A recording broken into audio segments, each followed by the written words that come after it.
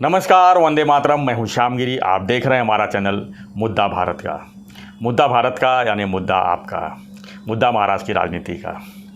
आज हम चर्चा करेंगे अपने वीडियो में कि उबाठा यानी उद्धव ठाकरे का जो है सुप्रीम कोर्ट में जो है हलफनामा है, यानी वो ही याचिका दाखिल की है उन्होंने कि 12 जो विधान परिषद के सदस्य हैं उनका चुनाव होना चाहिए। और दूसरा जो है सुप्रीम कोर्ट ने जो स्पीकर मतलब विधानसभा के स्पीकर को जो उन्होंने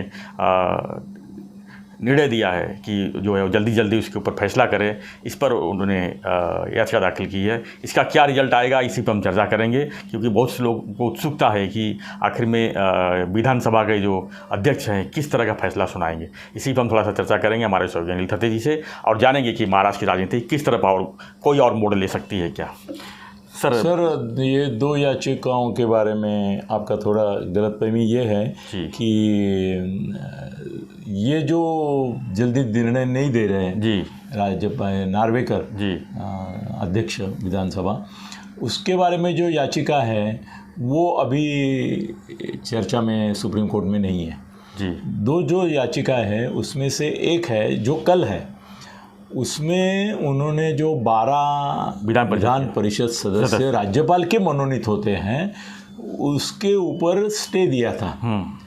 वो स्टे अगर सुप्रीम कोर्ट उठाता है तो ये जो नई सरकार है वो नए 12 लोग अपॉइंट कर सकेगी, क्योंकि पहले जो थे उसमें बहुत गड़बड़ी हुई है। उनमें से इन्होंने जो लिस्ट भेजी थी उसमें से एक को तो राज्यसभा में भेज भी दिया है, तो वो लिस्ट अभी काम की नहीं है, वो डिस्क्वालीफाई हो गई। अभी नए सिरे से 12 लोग अपॉइंट करने की मंजूरी कल सुप्रीम कोर्ट नए सरकार को देती है कि नहीं, ये मुद्दा है।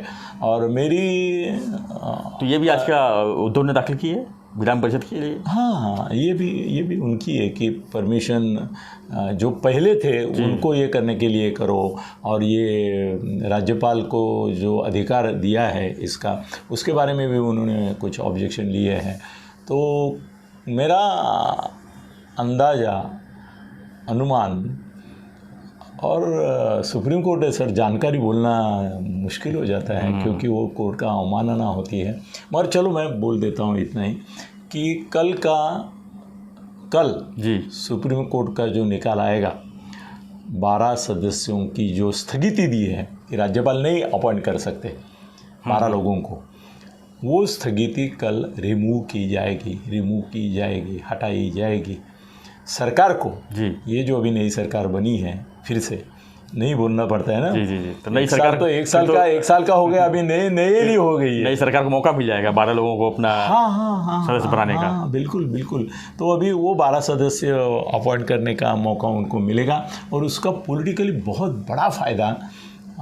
सर 12 सदस्य बहुत होते हैं, और ये तीनों पार्टियों को, अभी मेरे किसी से बड़े एक विद्वान से बात हो गई जो टीवी चैनल के चीफ थे, तो वो बोले कि 12 में तुम बोल रहे हो कि 4 करेंगे जी। वो बोला मुझे ऐसा नहीं लगता, ये 6 बीजेपी ले लेगी और 3 इनको देंगे, क्योंकि बीजेपी का हक बनता है संख्या के अनुसार। उद्धव को नहीं मिलेगा, मतलब विपक्ष को नहीं मिलता, इसमें मिलता नहीं है। अच्छा, विपक्ष उसका संबंध ही नहीं है। फिर क्यों इन्होंने याचिका उस समय याचिका दाखिल की थी? हाँ, उस समय की याचिका है ये, जब उद्धव की सरकार थी और उन्होंने कोशिश की तो इन्होंने रुकावटें डाली थी, और राज्यपाल ने उसको कभी मंजूरी नहीं किया था।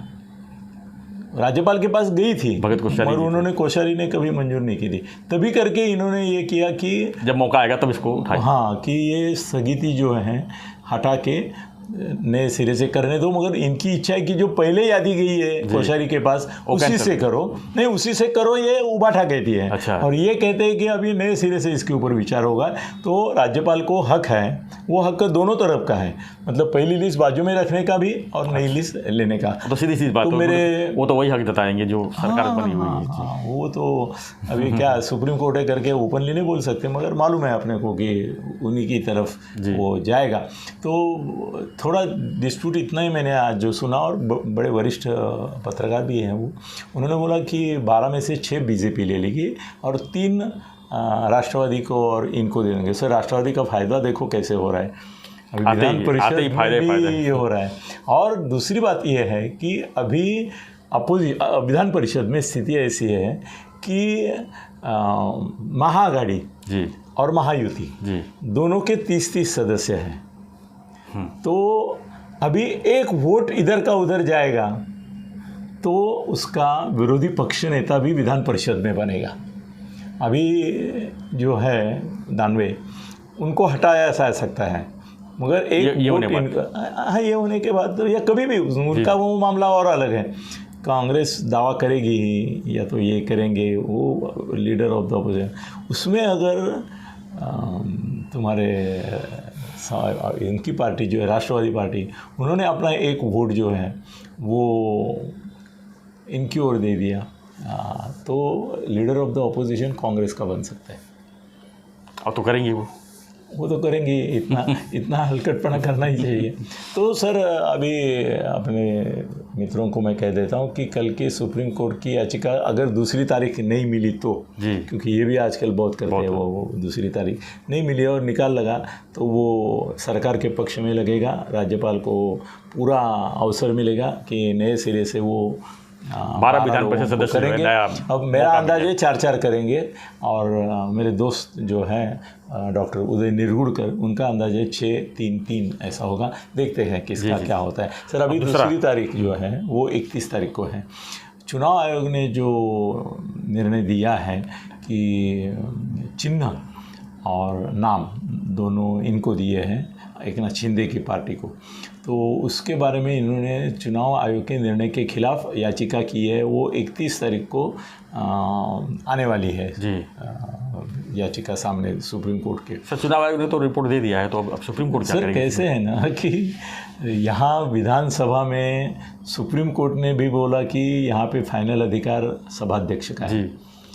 अभी ऐसा है कि नीलम गोरे जो है वो पहले वहाँ थी करके डर था कि विधान परिषद में निकाल में वो शिवसेना की और कुछ कर सकती है, तो वो ही अभी इधर आ गई है, तो मामला वहाँ भी ख़त्म हो गया। इधर तो नार्वेकर है और झिरवड़ भी इधर आ गए तो सभापति उपसभापति उधर के उपसभापति सारे एक साथ महायुति के साथ है। तो वहाँ का तो और सुप्रीम कोर्ट बोल ही रहा है कि ये अंदर का जो मामला है वो हमारा नहीं है, वो आप लोग निपटाओ, तो आसानी है। और दूसरी बात यह है कि ये जो है इसके बारे में सुप्रीम कोर्ट ऑलरेडी बोल चुका है, ये ना गलती करते हैं, वही मुद्दा लेके जाते हैं। शायद इनको प्रताड़ना भी मिलेगी कि भाई ये मुद्दा तो हमने कभी का बोल दिया कि चुनाव चिन्ह और पक्ष का नाम ये हमारा काम नहीं है, चुनाव आयोग देखिए, ये चुनाव आयोग का है। आप चुनाव आयोग के पास अपील करो, हमारे पास क्यों आए, जाओ ऐसा बोल देंगे और वही बोलेंगे। 31 तारीख का भी निर्णय जो आएगा, अगर निर्णय आया तो जी, और तारीख दी तो बात अलग है, मगर निर्णय आया तो ऐसा ही आएगा कि वे चुनाव आयोग का अधिकार है, वो देखिए अपना, वी आर नॉट कंसर्न। तो फिर चुनाव आयोग का तो निर्णय है, वो अपना ही निर्णय थोड़ा बदलेगा। तो वो गया जी, गया। अभी उद्धव जी के पास नाम और चिन्ह नहीं रहेगा, क्योंकि इसी निर्णय पर राष्ट्रवादी का भी होना है, तो उसके लिए वो कुल मिला के यही बचेगा कि 16 लोग पात्र या पात्र है, उसके ऊपर अब वो निगाह लगा के बैठेंगे। वो निगाह लगाने से भी कोई फ़ायदा है क्या? नार्वेकर, मैंने कल के वीडियो में भी आपके बोला था कि जिंदगी में कभी भी ये 16 लोग जो है एक नाथ शिंदे गुट के, उनको अपात्र घोषित नहीं करेंगे।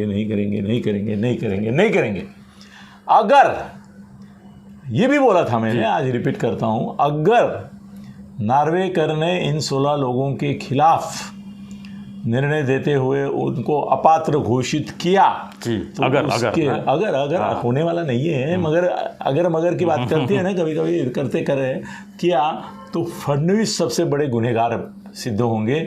लोग बोलेंगे कि देखो बलि का बकरा बना दिया, शिंदे को लाया, यूज एंड थ्रो, ये यहाँ से इनको लाके अपने पार्टी का ये भी बचाव करने की भी प्रोविजन कर दी और शिंदे को ही हटा दिया।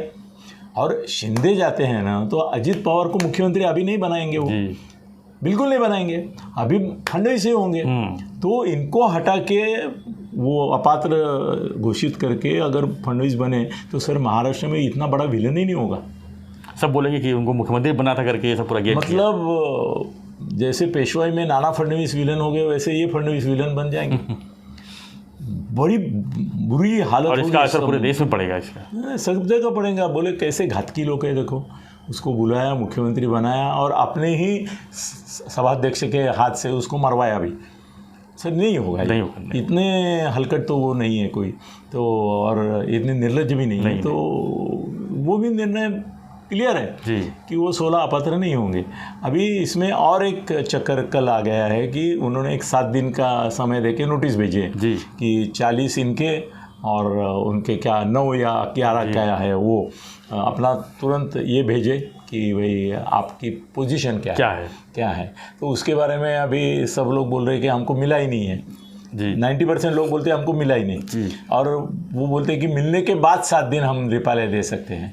अभी शिवसेना बोल रही है हम तो सबका मिलके एक ही रिप्लाई देंगे। ये लोग बोलते हैं कि हमको जैसा जैसा मिलेगा वैसा हम रिप्लाई देंगे।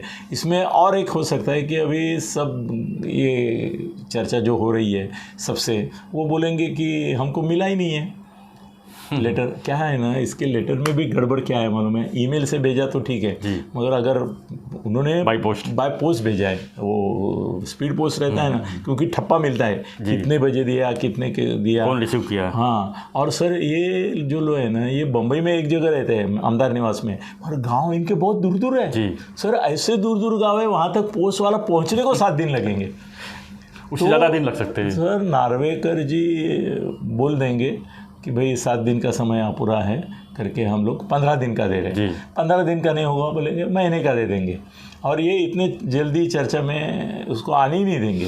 देखो नार्वेकर जी का एक ये है कि इनको अपात्र नहीं करना है, और दूसरी बात है इसका फाइनल निर्णय जो है, क्योंकि ये सुप्रीम कोर्ट में कोई तो एक पार्टी जाती है, तो वो कम से कम अगला इलेक्शन होने तक आए ही नहीं।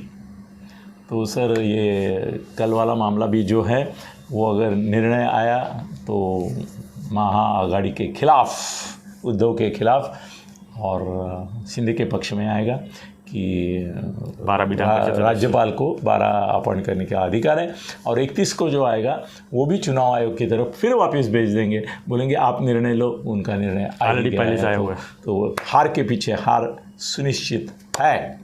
धन्यवाद सत्य जी। तो हमारा जो चर्चा था यही था, उद्धव ठाकरे की जो याचिका सुप्रीम कोर्ट में चल रही है, चुनाव आयोग के पास भी चल रही है, तो इसी पर जो है हम चर्चा कर रहे थे। आपको अगर हमारी चर्चा पसंद आई है तो उसको लाइक शेयर जरूर करें, सब्सक्राइब करें, और देश भर की खबरों के एनालिसिस के लिए देखते रहिए हमारा चैनल मुद्दा भारत का। धन्यवाद। जय हिंद, जय महाराष्ट्र।